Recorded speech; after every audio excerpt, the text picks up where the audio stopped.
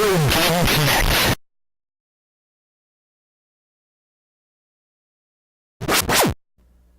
Hello and welcome to Retro Game Connect. I'm Dan Mastriani. I'm Ian Butterfield. And today we're playing a sequel to a game we played previously.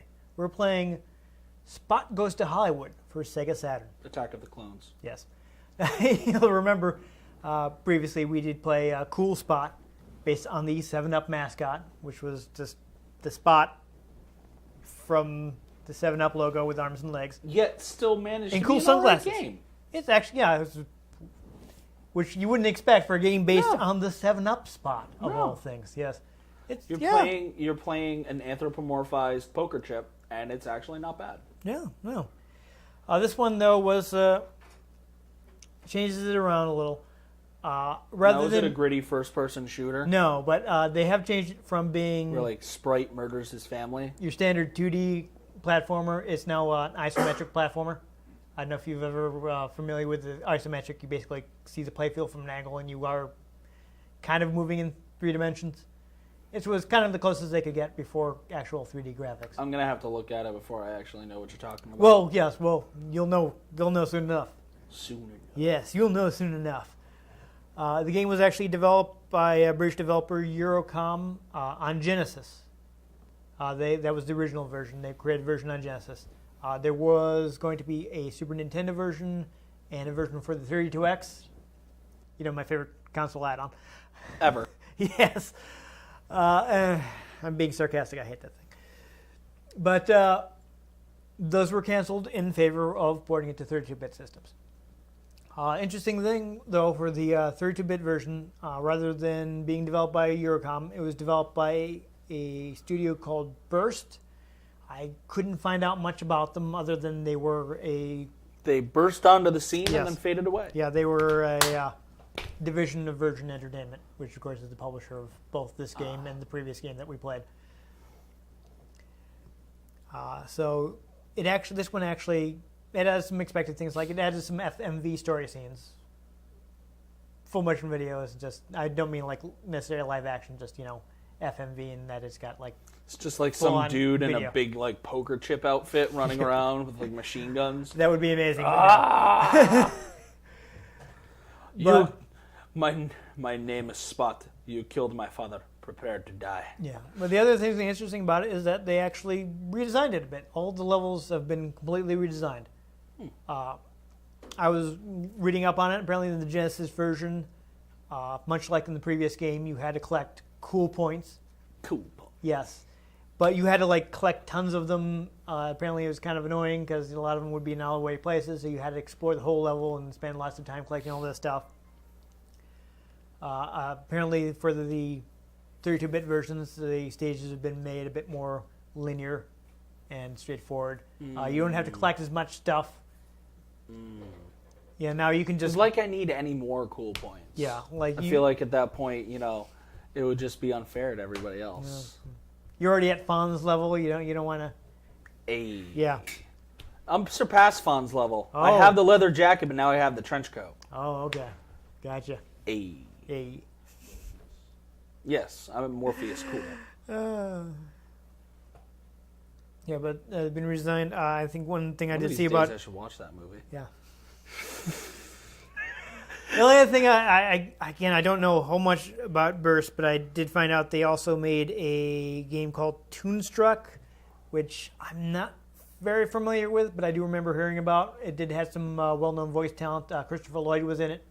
Dan Castellaneta was in it. So that would probably be their best-known work. Yeah, the latter's from The Simpsons, and then Yes, he is Christopher Homer. Lloyd has to go back to the future Yes.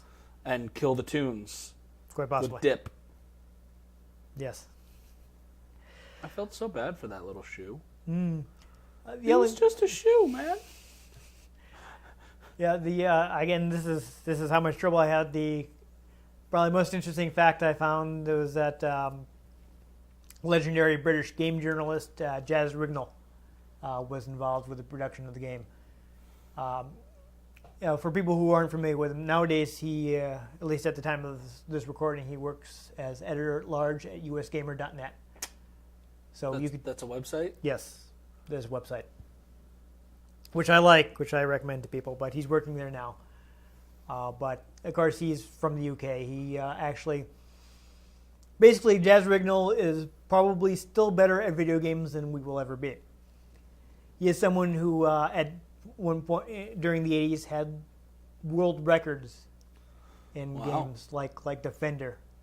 But is he the guy that beat the main story in Fallout without killing anything directly? I would have to ask him.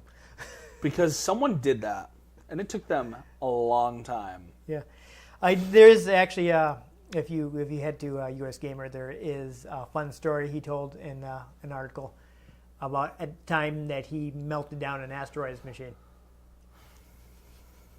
What?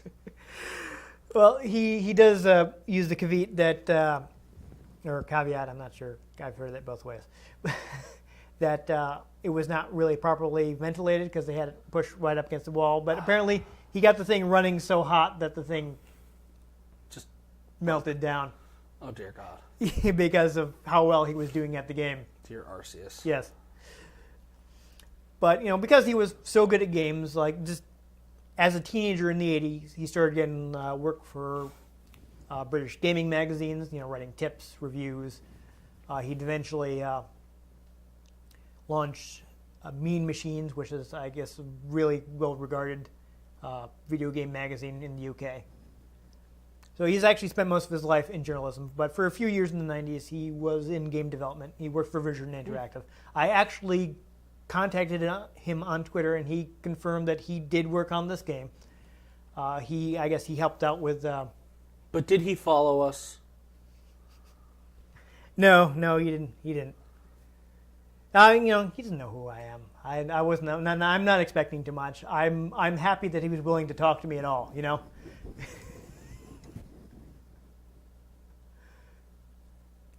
Follow us on Twitter. I'd be very surprised if Jazz Rignall followed us on Twitter. But he confirmed that he helped out with level design. You will follow us on Yes, Twitter. he helped out with level design and game testing, which does make sense to me. Consider, actually, this is also probably factors into the change of genre with the game. Whereas in the U.S., isometric platformers never caught on, few and far between. In the UK, my understanding is they were a major genre. So you think, as someone who was reviewing games in the 80s, he's probably played more isometric platformers than he can remember. And if I was working in the same office as this guy, I would probably walk down into his office and be like, "Hey, I don't suppose you could help us out with this." Right. Well. But yeah, that was about all I could dig up. So let's play a video game based on soda. Let's do it. Here we go. Yeah.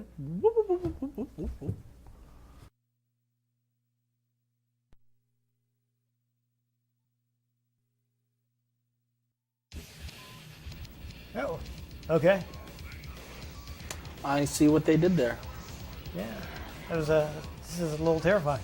I wonder if one of the designers had their pupil make this. I don't know. Uh-huh. Iris. There you go. What am I fighting for? Anyhow. Burst. Yeah. Yeah, apparently like the guy that ran Burst was named Neil Young, so I wasn't even going to try to Google him. Yeah, probably a bad idea. Yeah. Like I had a feeling that the results would not be related to the guy I was looking for. Okay, so we have a bubble. We do. That has no origin. Nope. For all we know, that could be a bubble of alien snot. Wow, did you have to go there? I did. So apparently the plot of the game, which is again expanded a bit in the 32-bit versions, in that there is actually like the video sequences to show you plot, is that Spot is sucked into the movies and has to travel through various movies. So do we get to be in Star Wars? No, but there is a Tron-based level. Nice. So I think that's the last level, so we will almost certainly not see it. But yeah, so this is the setup. We're gonna see Spot end up in the movie. So it looks like this is a CG cutscene. It's been some time since I played this, so I did not really Really? remember. I thought this was real life. Yeah, no. Or is this just fantasy? Caught on a landslide. Yes. No escape from reality. Should stop. Because I'm going to burst into song. Yeah, no, let's not get Queen's lawyers after us.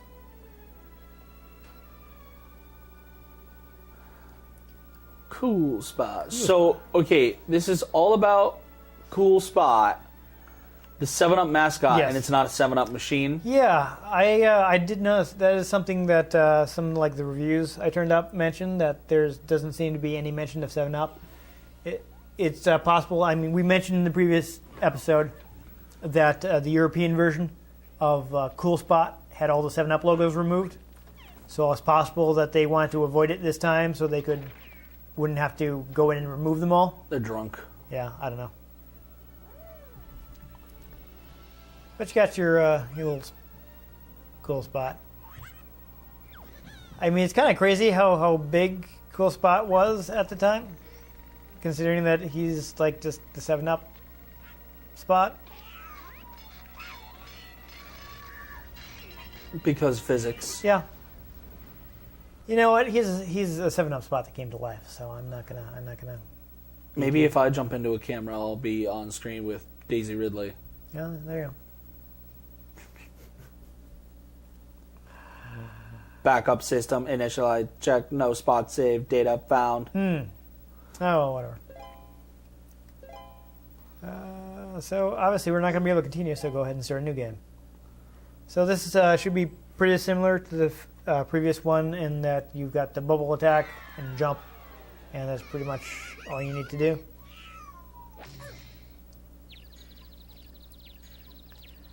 So it looks like they are using some traditional animation for the spot, I think. It's all weird, man. Yeah. I mean, I don't know if this really carries over much from the previous game, since again, it does seem to be a different team that worked on it. I'm pretty sure that Dave Perry had already moved on to Shiny Entertainment by this point. Though I believe I did see Tommy Tallarico was credited for the music on the Genesis version. Oh dear. What's happening? So I guess we're starting with pirates. Arr, matey. So yeah, this is probably just like a 2-button game, so I'm guessing you're going to be using the A and B button, and that's about it. It's a trap, it's actually the triggers. Fooled us again.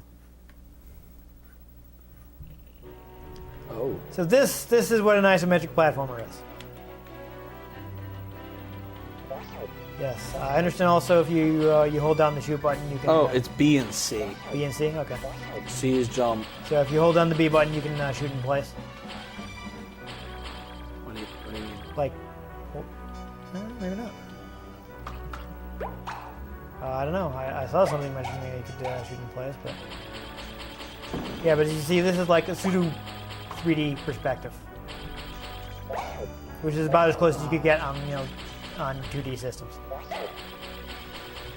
I mean, so, the levels have been redesigned, but this is still,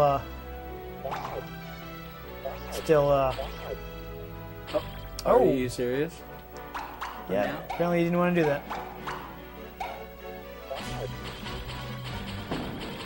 Also, something I read is that the enemies have been toned down from the Genesis version. In the Genesis version, they took just tons of hits, and it was a pain to kill them. In this version, they die a lot quicker. You have less health, but apparently there are more health items. And again, since the enemies are easier to defeat, you probably don't take as much damage. But yeah, this is. I'm guessing as someone who started off in, was that like a bonus stage or something? There we go. All right, so let's see if we can get it here. The thing about the bonus stages is, yeah, there you go. Grab that star. So there are 5 stars in every level. If you collect, it's not necessary to beat the game, but if you collect every star, you get a Super different secret ending. ending. Yeah. So it's a little extra, like, optional challenge. Ah! Okay. That's neat. I feel like that's a hazard that you can't actually kill. I'm not actually sure what the health ups are in this game. Maybe they're just like hearts. Apparently, any health up will just completely refill your health. So you just gotta find one.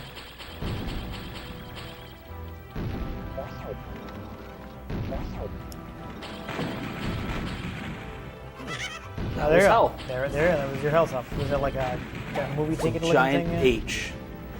Wonderful. H for health. It's crazy enough to work. I like it's got the Walk of Fame stars. Or the stars that you're collecting. Yes. You might have to jump from up there to get to those. There you go. So again, in this version, you This don't. perspective kind of messes with me. Yeah. It's a little weird.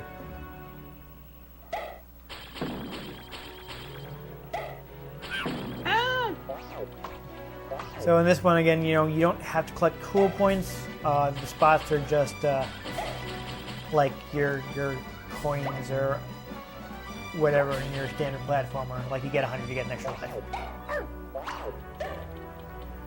I'm also happy that I think that what's the proper term for the clacker that they use in the movies? But it's The clacker that they use in the movies. Yes, obviously. there you I lost all of my spots for dying. awkward. That's like racist. That's also though pretty standard. Yeah, but here again they just get you extra lives. So if you collect 100, you get an extra life. Standard platform, you know. Ooh, awkward. I do like the spot. Except I don't see any lives. I do appreciate that the spike bits aren't instant death. I think you're gonna have to jump from. You're gonna have to jump from that other crate that you were on earlier. It's Tomb Raider all over again. You're right. I hate seagulls. Yeah, they're pretty awful. Perspective is not meant to be played from. No, it's difficult to jump at an angle on like on a digital controller. And before you ask, no, the analog does not work. I tried. Yeah, Oh my god, did I try? yeah. This is. I'm pretty sure this game does not support the analog controller. Most game at this. Oh, Are you? may I give it a try? Wait. Okay. Got this. Okay, I think you had a. Ooh. I think that your highlight, you actually were supposed to collect those in a special order. Oh, that's Awkward. a jerk move. Yeah. It's in the stars, which again, no, there are optional. I mean, we're certainly not going to get a hidden ending. Because we're not going to play all the way through this game.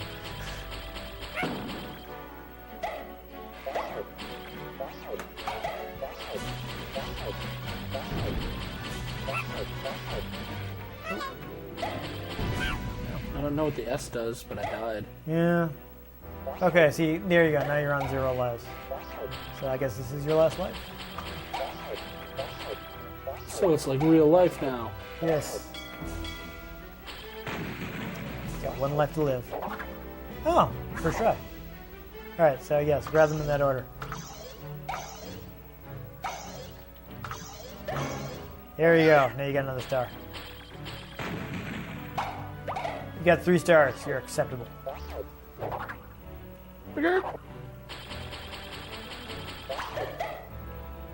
I feel like you can like just ignore a lot of these enemies.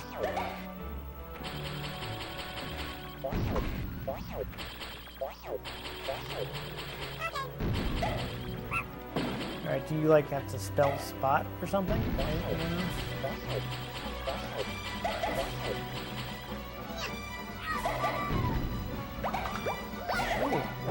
we got another star. Oh, that was easy. It said push, so I pushed. Yeah. Good work. You followed the instructions. I'm really close. I got all 5 stars. Yeah, good work. Even much better review. And I think this is the end of the level. I just got ripped into the time vortex. Yeah. Yeah, it happens.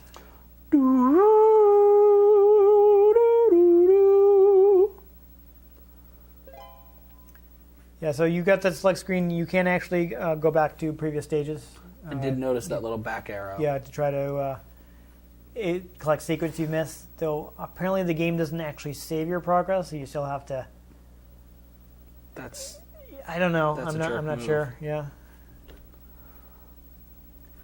Well, The soundtrack's pretty interesting, though. It's how it was done in the old school platformers. They expect you to beat stuff in one sitting. Now again, a lot of these games weren't like 12 hours long, And they were also meant for little children that have Yes. no lives. Well, I mean, what do you expect people to have going on when they're 10? Nowadays, a lot, actually. They're like, oh my god, do sports and track and debate team and everything.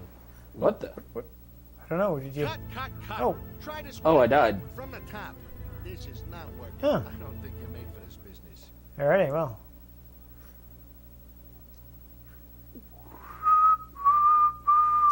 I don't know. Do you? I'm just seeing where it loads Yeah. back to, because I think you showed off, like, it goes all the way back to the start.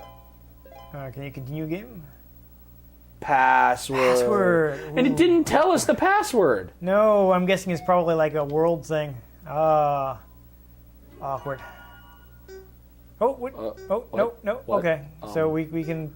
Do you want to try this level again? Nah. Okay. I think we showed it off pretty well. Yeah. Okay. That was mildly enjoyable. Yeah. That perspective is weird. I don't like isometric platformers. I'm not a big fan. I mean, I get It's that hard to tell where things are. Yeah, it was about as close as you could get to like 3D gameplay on a 2D system, but I always found it awkward. I mean, I guess we're Americans. We didn't grow up with mounds and mounds of isometric platformers like they did in the UK. I mean, I grew up on Spyro, Crash Bandicoot, Jak and Daxter, and Sly Cooper. So Yeah, those all had 3D platforming. 3D platformers, but And Kirby. in the 2D era, I mean, like in the US, we didn't really get many of these games. You should play more Kirby. Well, someday, maybe next time we do NES games, we can do. I've got Kirby on NES. It's my imitation of his. There you go. Yeah, I was actually though. I mean, I bought this before I bought Cool Spot because I heard about Cool Spot actually being a pretty good game, and I was kind of disappointed when I got it home and I was like, "Oh, this is an isometric platform. I don't really like that much." It looks pretty good. Yeah, it plays all right. Yeah, it's got the pre-rendered backgrounds. I like that. They got kind of like the animated monsters. They kind of look like cartoon characters. That's fun. It's toony. Yeah, it's not a bad game. I don't know. Meh. I guess Cool Spot was more impressive, considering that you weren't expecting much going into it. So 3 cool spots out of 5. yeah. It's an all right game. And I don't know. Either way, There's not much else to talk that's about. about all we have to say. Really, not terrible. You notice we didn't play it that long. Could have been worse. Neither of us are on fire. Yeah. So. Thank you very much to Jazz Rignall to at least acknowledging me on Twitter. Considering I'm somebody, he has no idea who I am. Yeah. So that was kind of him. I'm sure he's got lots of things to do, being like one of the editors at a gaming website. So there you go. Yeah. So either way, though, if you did enjoy us selling you soda, please give this episode a like. If you'd like to watch other episodes in which we don't play a video game that promotes a soft drink, please subscribe to our channel. I've been Dan Mastriani. You can catch me at NewTypeCola on Twitter. I'm Ian Butterfield. You can find me on Twitter at Ian G. Butterfield. I can't speak today. You can find the show on Twitter at RetroGameCNCT. You can find us on Tumblr at RetroGameConnect.tumblr.com. You can find us at Facebook at Facebook.com/RetroGameConnect. And I almost just said Facebook.com/Tumblr. So, yeah. All right. That's probably a thing, too. Who knows? Oh, I'm like, Temporal sure. has a Facebook. Why not? But connect with us. Ask us about things and stuff. About video games, primarily, probably. Yeah, seems like a good idea. You know. Or our favorite sodas. Or my dog. I actually like 7-Up, so that's it was good 7-Up's synergy all for right. me. I'm a fan of 7-Up. I'm a fan of Coke and root beer. And Dr. Pepper. Okay. Dr. Pepper with dark rum is Yeah, delicious. root beer is good, but you gotta get the right brand. Hosmer Mountain. I've not tried that one. It's local. Really? Oh, it's good. I like IBC. It's actually. IBC's good. IBC's You really gotta good. go. You gotta go get some. I tried Hosmer- Fox and Park too. That's not. You gotta get some Hosmer Mountain root beer, dude. Yeah, In the well- antique bottle. Oh, Really? It's fantastic. I'll have to see if I can find it. Oh, it's great. Yeah. They sell it in Manchester at the Soda Shack on Silver Street. Gotcha. So hey, we were trying to sell you soda again. Hey, the episode isn't over, right? Yeah, we're still talking. He's still recording. All right. Well, either way, whatever your favorite soda, make sure you join us next time on Retro Game Connect. Just me opening a bottle of soda. No, I got that. That was good. Yeah. Good to have in a glass bottle.